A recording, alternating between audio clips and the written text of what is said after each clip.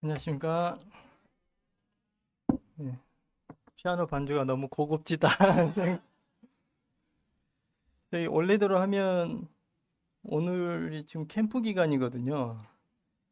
그래서 개인적으로 조금 억울한 감이 있습니다. 연기가 안 됐더라면 예, 편하게 저도 저기 앉아 있을 텐데 한 생각을 자꾸 하게 됐습니다. 오늘은 히브리서 7장 1절로 10절입니다.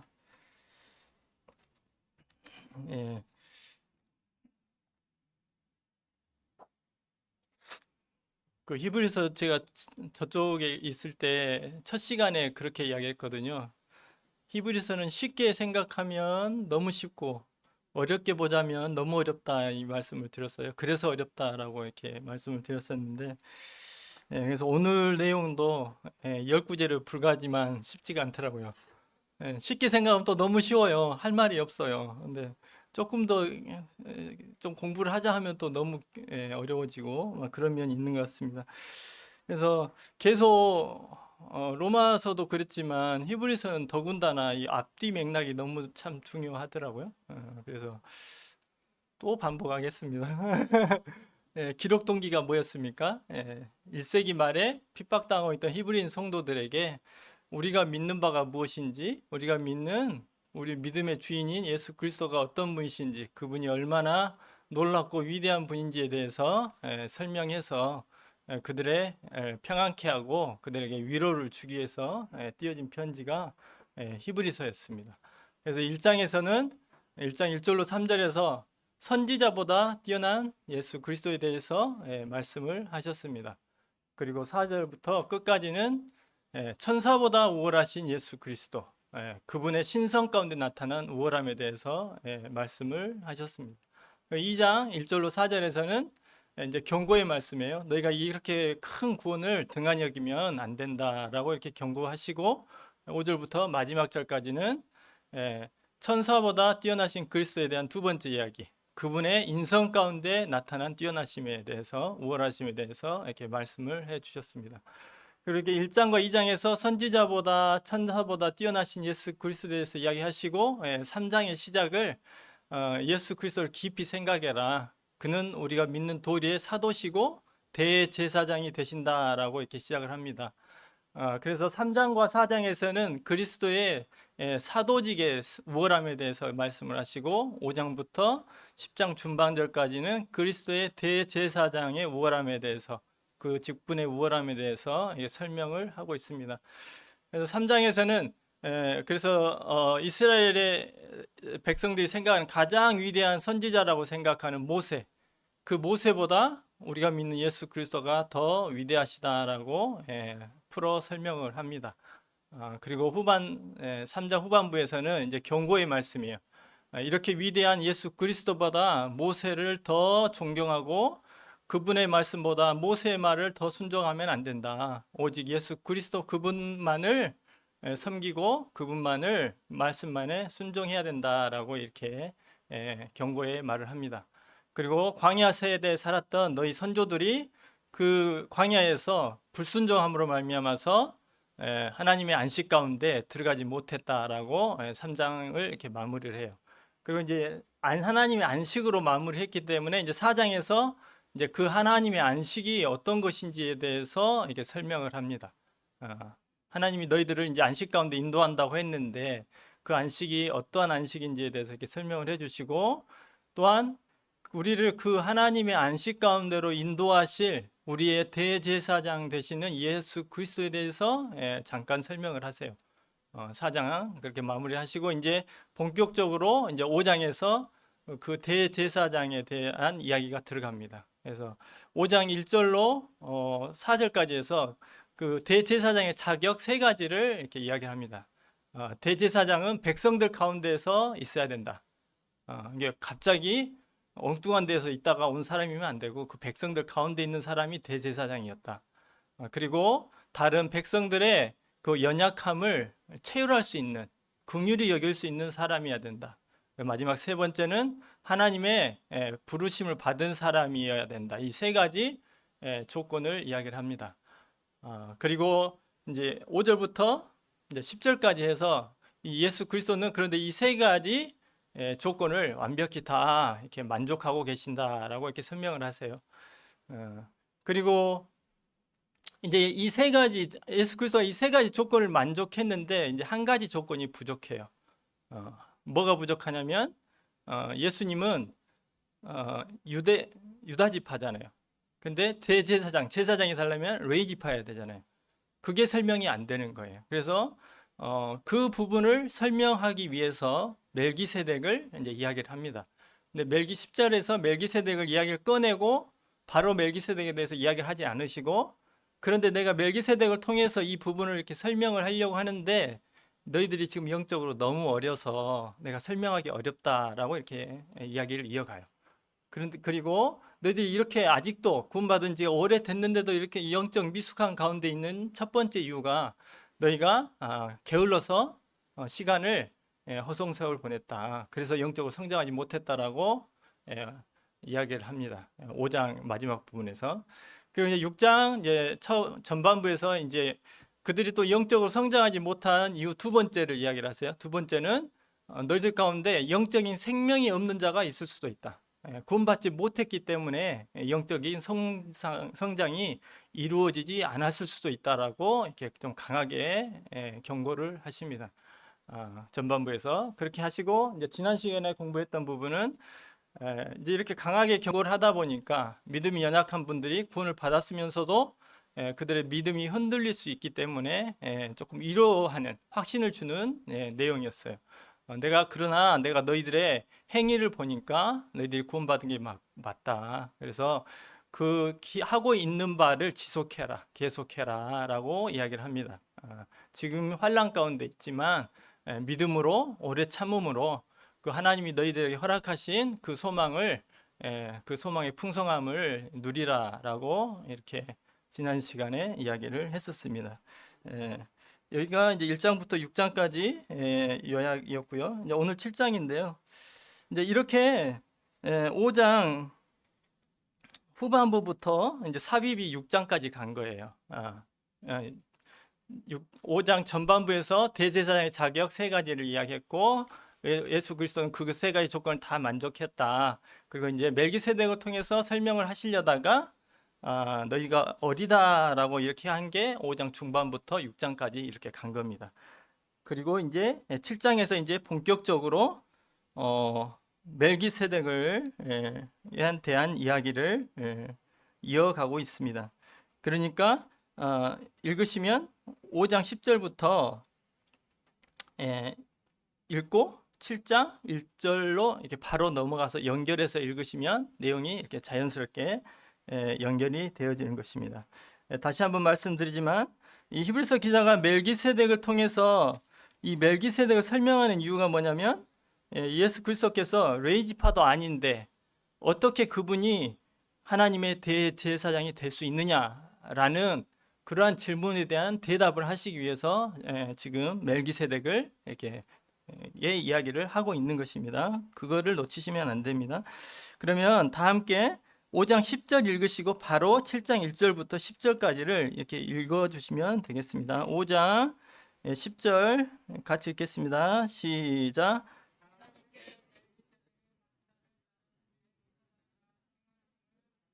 네, 7장 1절로 넘어가서 10절까지입니다.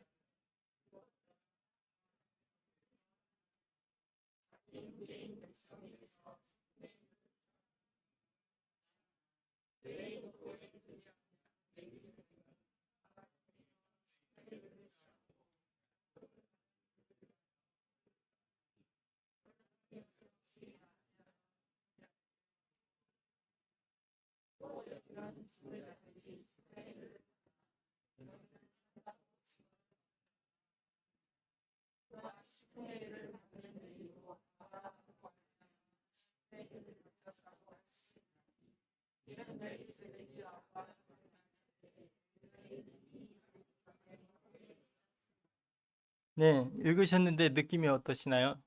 뭐 어렵지 않잖아요. 다 아는 이야기고 무슨 이야기인지 알겠잖아요. 그러잖아요. 예. 아닌 것 같은 느낌.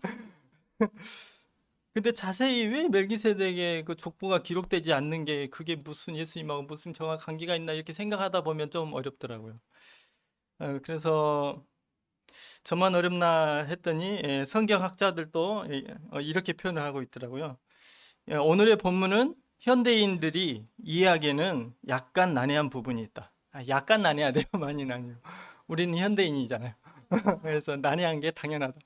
근데 그 이유가 뭐냐면 현대인들에게 익숙하지 않은 상징과 논리 전개를 사용하기 있기 때문이다라고 이렇게 이유를 댔더라고요. 아직 잘 이해가 안 되잖아요. 이게 무슨 말이지 하고 싶잖아요. 그래서 오늘 공부하시고 그렇구나 이제 이게 이해가 되면 공부가 된 거겠죠. 그래서 오늘 이제 공부할 1절부터 10절까지를 잘 이해하기 위해서 나름대로 제가 계획을 짠 겁니다. 어떻게 쉽게 좀 설명을 해야 되나 하다가 먼저 어, 본문 이야기에서 그 찾아보니까 그 신학적인 해석 방법이 있대요. 유대인들이 성경을 해석하는 방법. 그 부분에 대해서 먼저 알아보고 그 다음에 이 멜기세덱이란 인물이 어떤 인물인지 그 인물의 특징에 대해서 먼저 공부를 하고 그러고 나서 이제 본문을 저희들이 한번 살펴보면 훨씬 더 쉽게 이해가 될 거라고 생각이 되어집니다. 그래서 본문을 해석하는 신학적인 방법, 유대인들의 방법이 있다고 하는데 어, 지금 본문에서 히브리서 기자가 사람들을 이제 하나님께로 인도하는 대제사장, 우리가 4장에서 하나님의 안식을 이야기했잖아요. 그분께서 우리를 하나님의 안식으로 인도하는 대제사장이다라고 이야기했거든요. 이 땅에서도 우리에게 안식을 주시지만 이제 장차 완전한 안식인 저 하늘에까지 인도하실 분은 우리 예수 그리스도다. 그분이 우리의 대제사장 되신다라고 4장에서 이야기를 했어요. 그래서 지금 그 대제사장을 설명하기 위해서 지금 이야기하고 있는데 그 대제사장은 오직 이 멜기세덱의 반차이라는 게 계열, 계통 이런 말입니다. 멜기세덱의 계통을 따르는 예수 그리스도이심을 이 본문이 지금 밝히고 있습니다. 그런데 이러한 논리의 근거로 이러한 것을 밝히기 위해서 인용한 성경 구절이 두 군데가 있는데 첫 번째는 5장 6절에서 인용했던 시편 110편 4절입니다. 네가 영원히 멜기세덱의 반차를 따르는 제사장이다라고 했던 말씀입니다. 그 다음에 두 번째 인용 구문은 7장에서 지금 인용하고 있는 창세기 14장 17절로 20절 아브라함과 멜기세덱이 만나는 그 이야기입니다. 그러나 이 두 말씀을 통해서 히브리서 기자가 말하고자 하는 바는 를 이해하기 위해서는 유대인들이 성경을 해석하는 방법을 살펴볼 필요가 있는 것 같습니다. 왜냐하면 이 본서의 기자 누군지 모르지만 이 히브리서 기자가 이 당시 유대인 랍비들이 사용했던 그 해석 방법을 사용해서 히브리인들에게 멜기세덱에 대해서 설명을 하는 거예요. 그래서 이 멜기세덱을 통해서 우리 주 예수 그리스도의 대제사장 되심을 설명해야 되니까. 그래서 유대인들이 이 1절부터 10절을 읽으면 쉽게 이해가 됐을 겁니다. 왜냐하면 그들은 그들의 랍비들로부터 이 성경 해석법에 통한 해석을 배웠으니까. 근데 우리는 안 배워서 조금 이렇게 헷갈릴 수 있겠죠. 그래서 해석법을 랍비들의 해석법이 크게 두 가지로 이렇게 나눠진다고 합니다. 뭐 별건 없더라고요. 별건 없는데 첫 번째는 이 명시적이라고 분명하게 기록돼 어디 명시되었다 뭐 이렇게 우리가 표현을 하잖아요. 이 명시적인 성경 구절을 해석하는 방법. 성경 구약 성경에 뭐라 이렇게 기록이 됐잖아요. 그 기록을 보고 해석하는 방법이 있다는 거죠. 거기에 이제 네 가지가 있더라고요. 하나는 페샤트, 두 번째는 레마즈, 세 번째는 데러시, 네 번째는 소드 이렇게 돼 있더라고요. 용병님 또 이거 오늘 찾으실 것 같은데 나중에. 그래서 이 페사트는 문자 그대로 의미를 해석하는 거. 기록된 그대로 문자 그대로. 레마즈는 그 기록된 글 안에서 암시하고 있는 내용을 파악하는 거.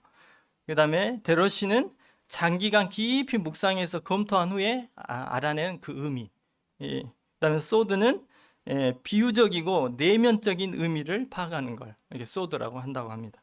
그래서 오늘 읽게 된 본문에서는, 공부하게 된 본문에서는 이 네 번째 소드, 즉 명시적인 성경 구절, 본문으로 치자면 시편 110편 4절하고 창세기 14장 17절로 20절, 이 명시적인 이 구절 안에서 비유적이고 내면적인 의미를 히브리서 기자가 찾아내는 겁니다. 찾아내서 그거를 유대인 성도들에게 이야기를 하는 거예요. 그 다음에 두 번째 방법은 성경이 침묵하고 있는 것을 토대로 성경을 해석하는 방법.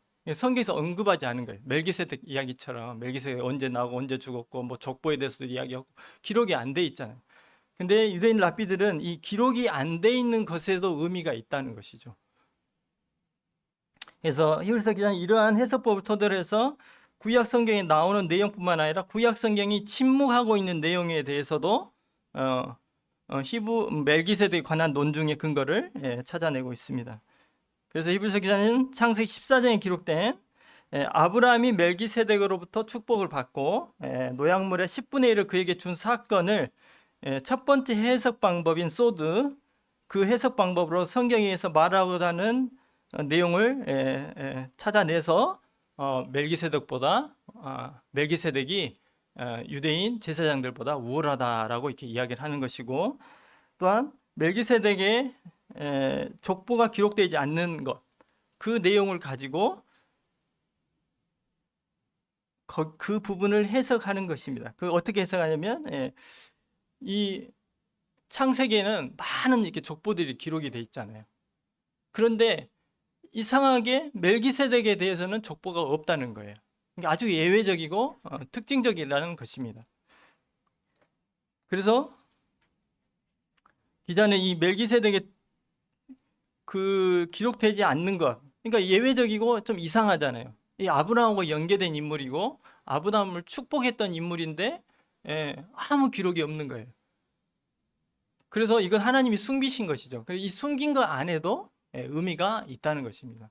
그래서 히브리서 기자가 이거를 두 번째, 랍비들이 하는 두 번째 해석 방법으로 어떻게 해석을 하냐면, 구약 성경의 멜기세덱의 시작과 끝이 족보가 이렇게 기록되지 않았다는 것은 그분이 이 족보를 따라서, 멜기세덱은 계통을 따라서, 인간의 족보를 따라서, 레위 지파의 족보를 따라서 제사장이 된 인물이 아니다. 그리고 두 번째는 그 제사장 죽음 시작과 끝이 언급이 안 돼 있다는 것은 그 멜기세덱의 대제사장직이 영원하다라는 의미를 포함하고 있다라고 이렇게 해석해서 유대인 성도들에게 이야기를 하는 거예요. 지금 뭔 소린가 좀 싶을 겁니다. 근데 이거 기초 작업이라고 생각하시면 됩니다. 이렇게 그 자세한 내용은 이제 본문을 더 같이 보시면서 더 자세히 말씀드리겠습니다. 결국 이렇게 이러한 유대인들의 성경 해석법, 두 가지 성경 해석법을 이해하고 오늘의 본문을 읽어야지 이해가 된다는 것입니다. 이제 두 번째는 멜기세덱의 특징입니다. 본서의 기자는 멜기세덱을 통해서 아론의 계통의 제사장들보다 우월한 그리스도에 대해서 설명하고 있기 때문에 이 멜기세덱의 특징에 대해서 저희들이 먼저 이해하고 성경을 보는 게 중요할 것 같습니다. 본문 1절에서 멜기세덱의 신분에 대해서 이야기를 하고 있습니다. 멜기세덱을 제사장이면서 왕이라고 이야기를 하고 있습니다. 유대인들에게 있어서 왕이면서 그 사람이 동시에 제사장이다라는 개념은 아주 어색한 거예요. 왜냐하면 저희들이 아시다시피 사울왕이 번제를 드렸을 때 사무엘에게 책망을 받았습니다.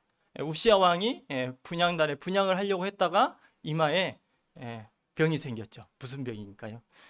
갑자기 생각이 난다. 문둥병이 생겼죠. 그러니까 이스라엘 유대인들의 개념에 있어서 왕이면서 제사장일 수가 없는 거예요.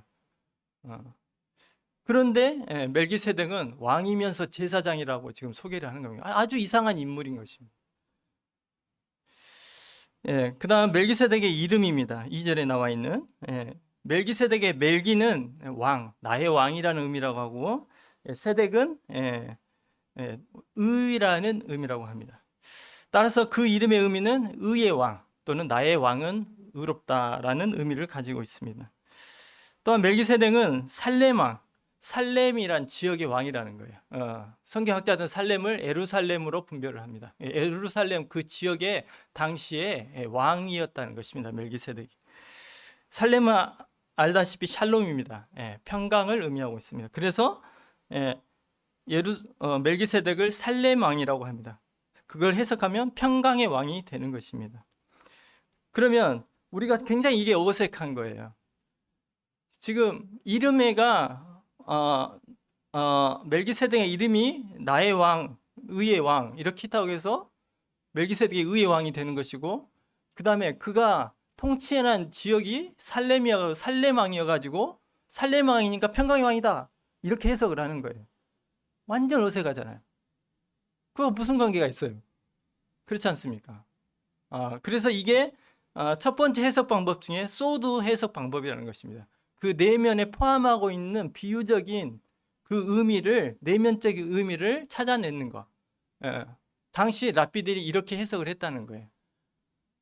그래서 멜기세덱의 그 이름 안에서 멜기세덱은 의의 왕에 상징하고 있는 것입니다. 그리고 멜기세덱이 통치한 그 이 지역 이름 살렘, 멜기세덱이 살렘을 통치하고 있는 살렘의 왕이 때문에 멜기세덱은 평강의 왕을 상징하고 있다는 거예요. 약간 억지스럽게 느껴지지 않으세요? 저희들의 개념은 억지스럽잖아요. 뭐 광주시의 시장이라고 해서 그분이 뭐 빗된 인물인가요? 그런 건 아니잖아요. 근데 그렇게 해석을 한다는 거예요. 성경을 이렇게 랍비들이 해석을 한다는 것입니다. 그래서 히브리서 기자는 그 해석 방법 그대로 갖다가 이렇게 설명을 합니다. 이렇듯이 멜기세덱의 이름에서 대제사장이신 그리스도의 모형을 멜기세덱이 그리스도의 모형이 된다고 이렇게 설명하고 있습니다. 또한 그가 통치한 지역의 이름을 따라서 또한 멜기세덱이 우리 주 예수 그리스도를 나타내고 있다고 지금 히브리서 기자는 이렇게 설명을 하고 있는 것입니다. 왜냐하면 우리 주 예수 그리스도는 의의 왕이고 평강의 왕이라고 성경에서 증언하고 있기 때문에 그렇습니다. 그래서 멜기세덱은 그 이름을 따라서 그 이름에서 내포된 의미는 의의 왕이다. 그가 통치한 지역의 왕에서 내포된 의미는 그는 평강의 왕이다. 그래서 멜기세덱은 의의 왕을 상징하고 평강의 왕을 동시에 상징합니다. 그런 인물이 누굽니까? 우리 주 예수 그리스도라는 것입니다. 이렇게 히브리서 기자는 연결해 가려고 하는 것입니다. 세 번째는 멜기세덱의 권위와 유일성입니다. 3절에 나와 있는데요. 멜기세덱은 아브라함 시대에 살았던 실제 인물이었을 것입니다. 제사장으로 살다가 죽었겠죠. 하지만 성경은 그의 시작과 끝을 기록하지 않음으로써 그의 제사장 직분이 영원히 지속되고 있다고 성경은 이야기를 하고 있는 것입니다. 저희는 그렇게 이해가 안 된다 할지라도 유대인들은 그렇게 이해를 합니다. 또한 히브리서 기자는 창세기의 많은 족보들 가운데 유일하게 멜기세덱과 관련된 족보가 하나도 없음을 특별하게 언급하고 있습니다. 그래서 성경이 멜기세덱의 족보를 언급하지 않다고 해서 그가 부모가 없는 무슨 신적인 존재라든지 그런 의미가 아니고 이렇게 언급을 하지 않는 데에도 의미가 있다는 것입니다. 이러한 침묵의 의미가 갖는 침묵이 갖는 의미에 대해서는 이제 본문을 전체적으로 살피면서 좀 더 자세히 말씀드리겠습니다.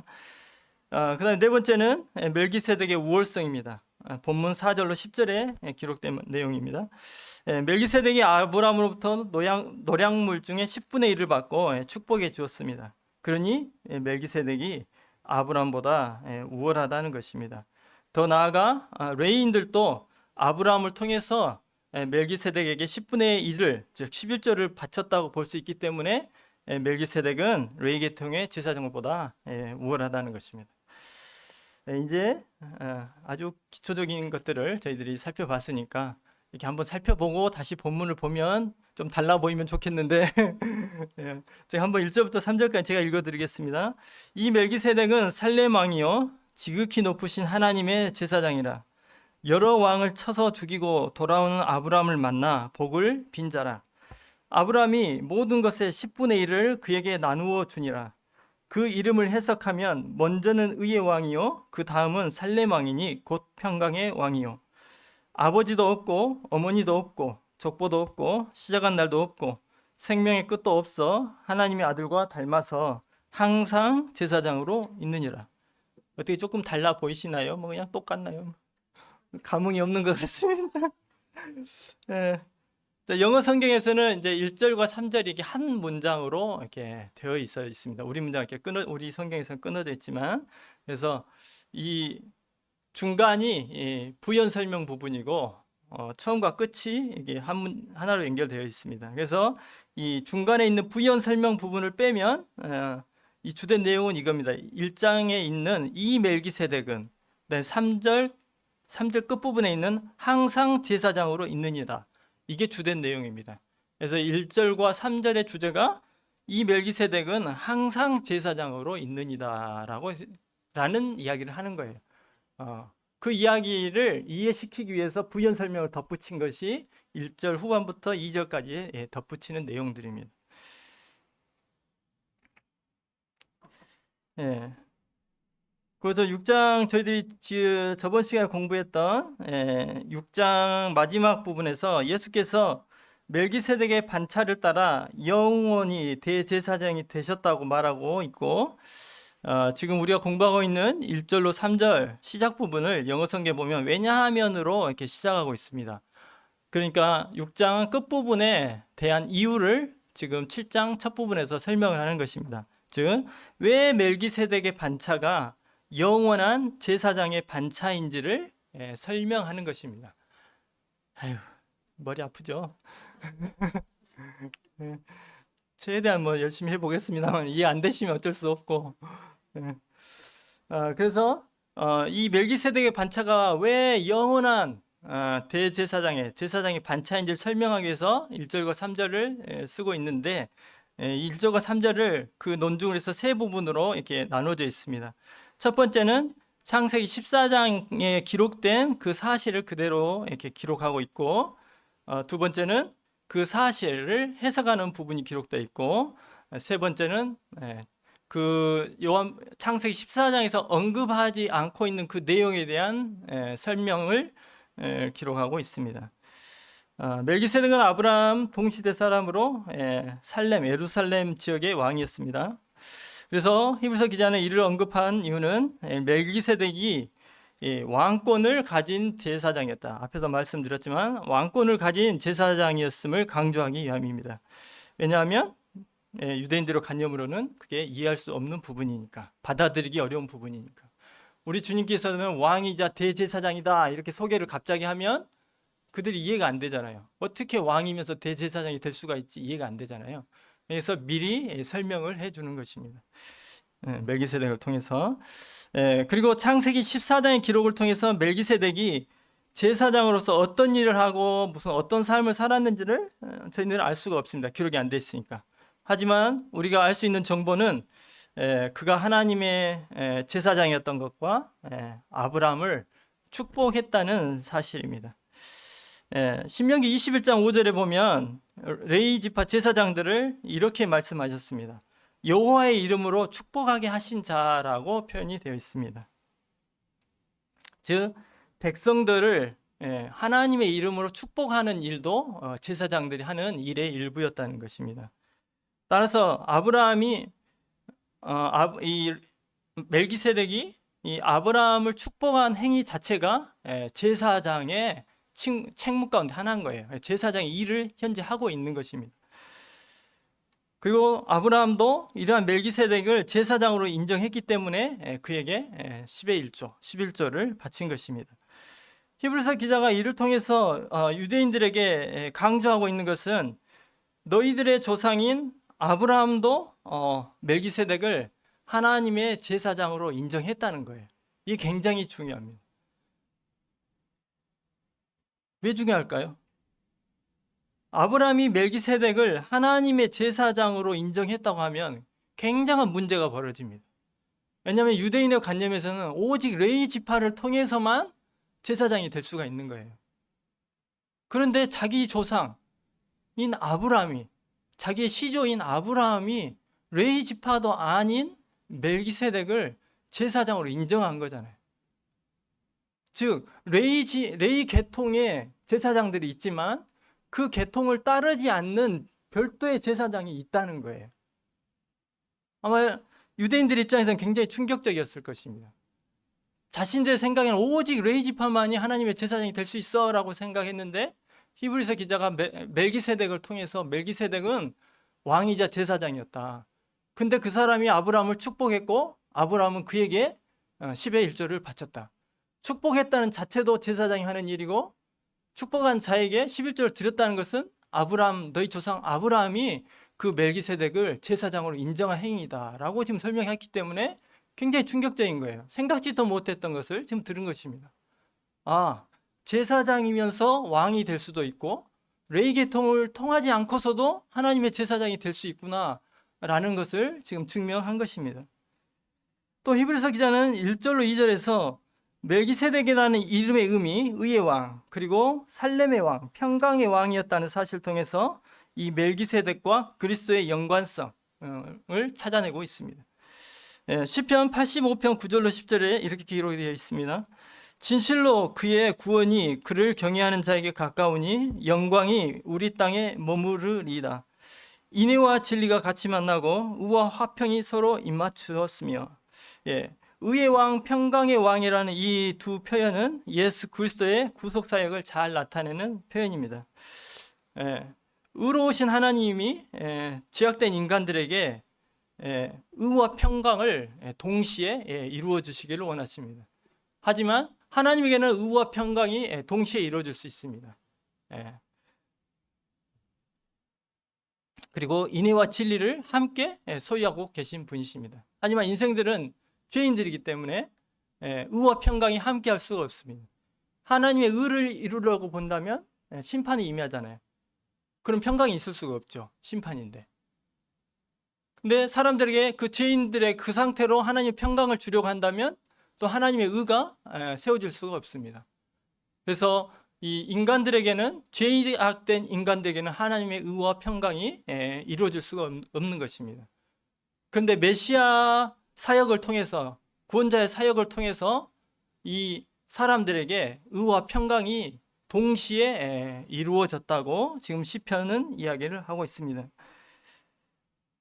그래서 예수 그리스도는 십자가를 통해서 하나님의 의를 이루신 의의 왕이 되실 뿐만 아니라 심판의 두려움에 떨고 있는 사람들에게 하나님의 평강을 허락하신 평강의 왕도 되십니다.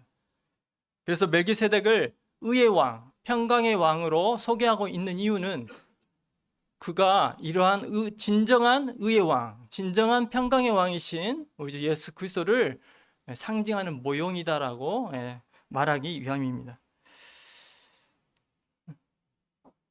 여기까지 이해가 되시죠? 네.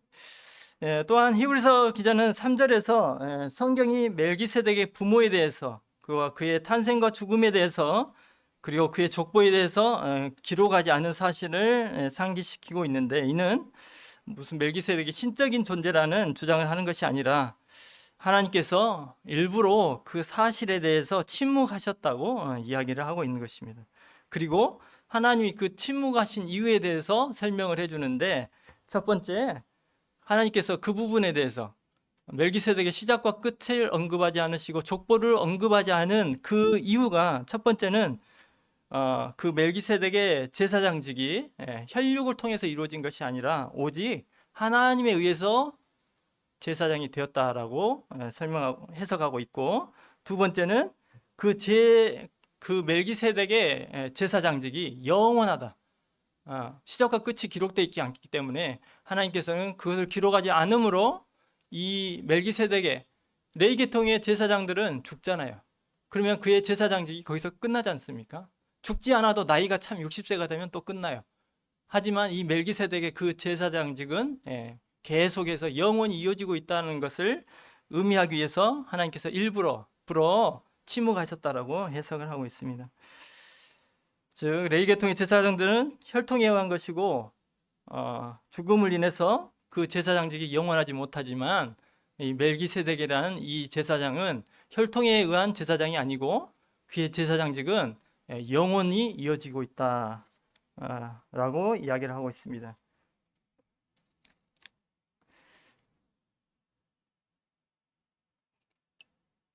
제가 말이 좀 빨랐죠? 아닌가요? 시간을 빨리 끝내는 마음 때문에 말이 자꾸 빨리 나는 편이에요. 예, 예, 지금 살펴본 1절과 3절에서는 멜기세덱과 레위 계통의 제사장들과의 차이점에 대해서 설명을 했습니다. 족보를 따른 것이 아니다. 또한 여기는 일시적인 제사장이지만 여기는 영원한 제사장의 차이점에 대해서 설명을 했다면, 이제 저희들이 보게 될 4절과 10절에서는 멜기세덱이 레위 계통의 제사장들보다 우월한 이유 4가지에 대해서 이야기합니다. 4절 말씀 보겠습니다. 이 사람이 얼마나 높은가를 생각해 보라. 조상 아브라함도 노량물 중 10분의 1을 그에게 주었느니라. 1절과 3절 부분에서도 이 내용이 나왔는데 여기서 추가된 단어는 조상입니다. 너희들의 조상, 너희들의 시조. 멜기세덱이 레위 계통의 제사장보다 우월한 첫 번째 이유는 이스라엘의 조상인, 이스라엘의 시조인 아브라함이 11조를 그에게 바쳤기 때문에. 아브라함 단순한 개인이 아니라 그 민족의 시조, 조상이잖아요. 그렇기 때문에 그러한 인물이 멜기세덱에게 11조를 바쳤다는 것은 이스라엘 전체 그 누구보다도 이 멜기세덱은 뛰어난 인물이다, 우월하다라고 이렇게 이야기를 하고 있습니다. 그러니까 레위 계통의 제사장보다도 멜기세덱은 뛰어나다라고 이야기를 하고 있습니다. 5절로 7절, 레위의 아들들 가운데 제사장의 직분을 받은 자들은 율법을 따라 아브라함의 허리에서 난 자, 후손이라는 것입니다. 직계 후손라도 자기 형제인 아브라함에게, 백성에게서 10분의 1을 취하라는 명령을 받았으나 레위 족보에 들지 아니한 멜기세덱은 아브라함에게서 10분의 1을 취하고 약속을 받은 그를 위하여 복을 빌었나니 논란의 여지 없이 낮은 자가 높은 자에게 축복을 받느니라. 5절로 7절에서 레위 계통의 제사장보다 멜기세덱이 우월한 두 번째 이유를 이 11조를 통해서 설명을 하고 있습니다.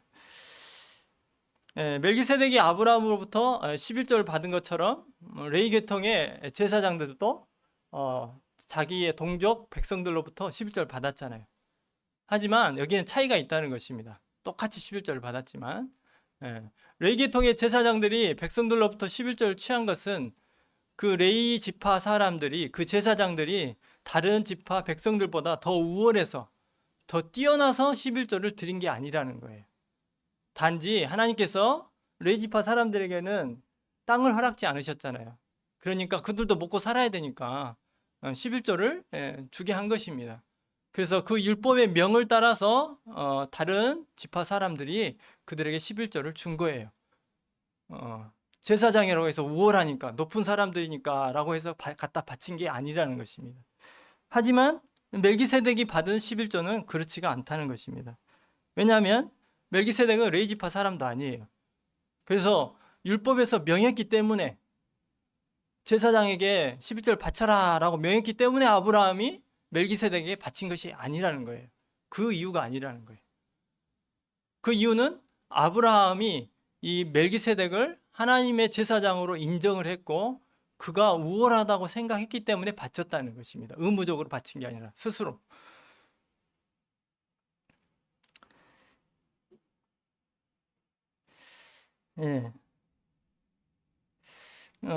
그런데 이보다 더 중요한 사실은 11조를 바쳤다는 사실보다, 즉 아브라함이 멜기세덱에게 11조를 바쳤다는 사실보다 더 중요한 사실은 멜기세덱이 아브라함을 축복했다는 사실이 더 중요하다는 것입니다.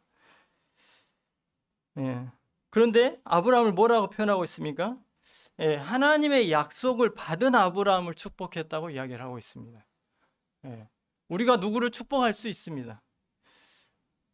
그러잖아요. 제가 우리 수성이 축복할 수 있잖아요. 그래, 잘 되길 바란다 이놈아. 축복할 수 있잖아요. 왜냐하면 저는 수성이보다 좀 높거든요. 뭐 지능이 높다 이런 의미가 아니라 좀 높잖아요. 부모니까. 예. 그래서 축복받은 사람이 누구인지에 따라서 축복한 사람의 위치가 정해지는 거예요. 우리나라 대통령이 가끔 천주교 교황이 그 한나라의 왕을 축복하는 일이 가끔 있더라고요. 자기가 왕보다 더 높다는 것을 나타내는 것입니다. 그래서 왕을 축복했다는 것은 그 사람 왕보다 높다는 것을 의미하는 게 되는 것입니다. 그래서 내가 축복한 사람이 누구냐에 따라서 내 지위가 이게 결정이 되는 것입니다. 내가 가가지고 우리 아버지 막 축복하고 막 광주시장 축복하노라 뭐 이럴 수 없잖아요. 예. 근데 이 멜기세덱이 축복한 인물이 보통 인물이 아니라는 거예요. 아브라함을 축복을 했다는 것입니다. 근데 그 아브라함이 누구냐면 하나님의 약속을 받은 사람이라는 거예요. 그 하나님의 약속이 무엇이었습니까? 창세기 12장에서 내가 너로 말미암아 민족을 이루게 하겠다. 그리고 만민이 너로 말미암아 축복을 받게 하겠다. 이 엄청난 약속을 받은 사람이 아브라함이라는 거예요. 그런데 그 아브라함을 멜기세덱이 축복했다는 거예요. 그럼 누가 높은 사람이 되냐면 멜기세덱이 아브라함보다 더 높은 사람이 되는 것입니다. 유대인들의 입장에서 아브라함보다 더 높은 사람은 이 세상에 없는 거예요. 이방 사람들은 그렇게 생각 안 한다 할지라도 자기들의 입장에서 봤을 때 하나님으로부터 이러한 언약을 받은, 약속을 받은 사람이니까 얼마나 위대한 사람입니까? 그런데 멜기세덱이 그러한 아브라함을 향해서 축복을 내렸다는 것입니다. 놀라운 일인 것이죠.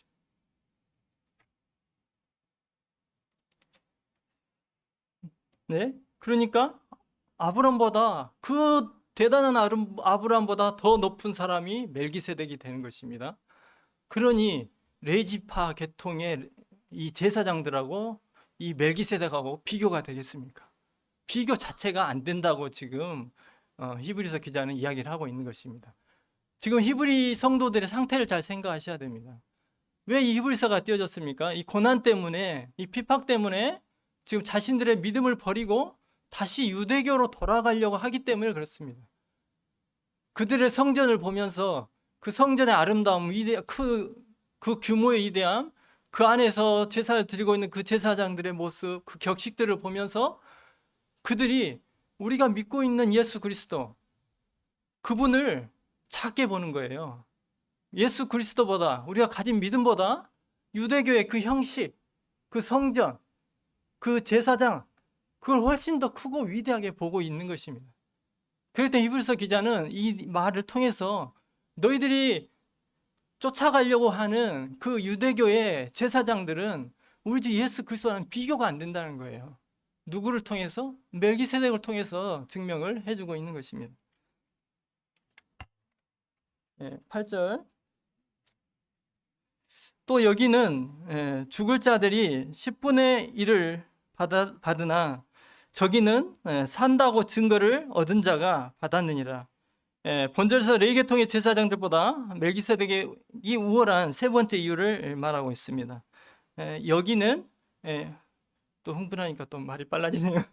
여기는 유대교의 관습과 규례를 나타내고 있습니다. 저기는 멜기세덱과 아브라함이 만난 그 사건을 이야기를 하고 있습니다. 죽을 자들은 죽을 수밖에 없는 유한한 자들, 레위계통의 제사장들이겠죠. 산다고 증거를 얻은 자는 3절의 말씀처럼 성경에서 멜기세덱의 죽음을 기록하지 않았기 때문에 성경이 그가 영원히 살아있다라고 기록하고 있다는 것입니다. 그래서 산다고 증거를 받았다는 의미가 그 의미입니다. 이는 그가 죽지 않고 영원히 산다는 의미가 아니라 이 성경 안에서 비유적인 거죠. 성경의 이 비유 안에서 그의 제사장직이 영원하다라고 증거를 받은 인물이라는 것입니다. 즉 율법 아래 제사장직은 일시적이지만 율법 이전의 제사장직, 즉 멜기세덱의 그 제사장직은 영원하다는 것입니다. 따라서 히브리서 기자는 영원한 멜기세덱과 죽을 수밖에 없는 레위계통의 제사장들을 비교해서 멜기세덱이 레위계통의 제사장보다 우월하다라고 지금 이야기를 하고 있습니다. 9절로 10절 거의 다 왔습니다. 또한 10분의 1을 받는 레위도 아브라함으로 말미암아 10분의 1을 바쳤다고 할 수 있나니 이는 멜기세덱이 아브라함을 만날 때에 레이는 이미 자기 조상의 허리에 있었습니다. 9절로 10절에서는 레이 계통의 제사장보다 멜기세덱이 우월한 네 번째 이유, 그 이유를 레이인들도 아브라함을 통해서 멜기세덱에 쉽게 10분의 1을 바친 것과 같기 때문이다. 왜냐하면 그들은 레이 계통의 제사장들은 그 당시에 아브라함이 허리에 있었다. 의미 아시죠? 허리에 있었다. 후손이니까 씨로 있었다. 그러니까 아브라함이 너희들의 시조가 그에게 바쳤다는 것은 그의 후손들인 너희들도 또한 레이 지파의 계통의 제사장들도 그에게 11조를 바친 것과 같다라고 지금 이야기를 합니다. 그렇기 때문에 멜기세덱이 우월하다라고 이야기를 했습니다. 네, 저희는 1절로 3절에서 멜기세덱과 레이 계통 제사장들의 차이점에 대해서 알아봤습니다. 그리고 4절로 10절에서는 멜기세덱이 레이 계통의 제사장들보다 우월한 이유 4가지에 대해서 공부를 했습니다. 첫 번째는 이스라엘의 조상인 아브라함이 멜기세덱에 12조를 바쳤기 때문에, 두 번째는 멜기세덱이 하나님의 약속을 받은 아브라함을 축복했기 때문에, 세 번째는 레이 계통의 제사장직은 유한하지만 멜기세덱의 제사장직은 영원하기 때문에, 네 번째는 레이 계통의 제사장들도 아브라함을 통해서 멜기세덱에게 11조를 바친 것이기 때문에라고 이 4가지 이유를 설명을 했습니다. 히브리서 기자는 이처럼 그리스도의 모형인 멜기세덱이 레이 계통의 제사장들보다 우월하다는 것을 증명해서 이 그리스도의 제사장직이 레이 계통의 제사장직보다 우월하다는 것을 논증하고 있는 것입니다. 멜기세덱이 아브라함을 축복한 지 약 1000년이 지나서 다윗의 시에 시편 110편 4절에서 예수 그리스도는 멜기세덱의 계열에 속한 영원한 제사장이라고 말씀해 주셨습니다. 즉 멜기세덱의 제사장직은 그리스도의 그 대제사장직을 상징하고 있다는 것입니다. 멜기세덱은 상징에 불과한 것입니다. 이 멜기세덱이 상징하는 본체는 우리 주 예수 그리스도이십니다. 상징이 더 우월합니까? 본체가 더 우월합니까? 당연히 본체가 우월합니다. 그래서 히브리서 기자는 레이 계통의 제사장들은 아브라함을 우월하게 생각합니다. 근데 아브라함보다 멜기세덱이 더 우월하다고 증명했습니다. 그런데 이 멜기세덱은 우리 주 예수 그리스도의 상징에 불과하다고 이야기합니다. 그러면 이 멜기세덱보다 우리 주 예수 그리스도는 훨씬 더 우월하신 분입니다. 그러니 우리 주 예수 그리스도는 이 레이 계통의 제사장들, 너희들이 바라보고 있는 그들과는 비교할 수 없는 분이시다. 그분이 바로 너희들의 대제사장이 되신다. 그분이 너희들에게 평안을 허락하시고 안식을 허락하시고 장차 저 하늘의 안식 가운데로 인도하시는 분이시다 라고 이야기를 하고 있습니다. 앞에서 말씀드린 인용했던 신명기 21장 5절에서 제사장을 이렇게 하나님 표현해 주셨습니다. 여호와의 이름으로 축복하게 하신 자. 나는 지금 누구를 나의 제사장으로 선택하고 살고 있습니까? 나는 지금 누구를 의지하고 누구에게 축복을 구하고 살고 있습니까? 우리가 순간순간 의지하게 되는 세상에 속한 것들은 연약하고 순간적인 것들입니다. 영원하지 않은 것들입니다. 그래서 히브리서 기자는 예수 그리스도가 위대한, 지금까지 증명한 것처럼 이 놀라운 이 위대한 예수 그리스도께서 우리의 대제사장이 되신다. 그분이 우리를 인도하고 계시고 그분이 우리를 보호하고 계신다. 그분이 우리에게 안식과 평안을 허락하신다 라고 이야기를 하고 있습니다. 오직 예수 그리스도만을 바라보고 그분만을 나의 제사장으로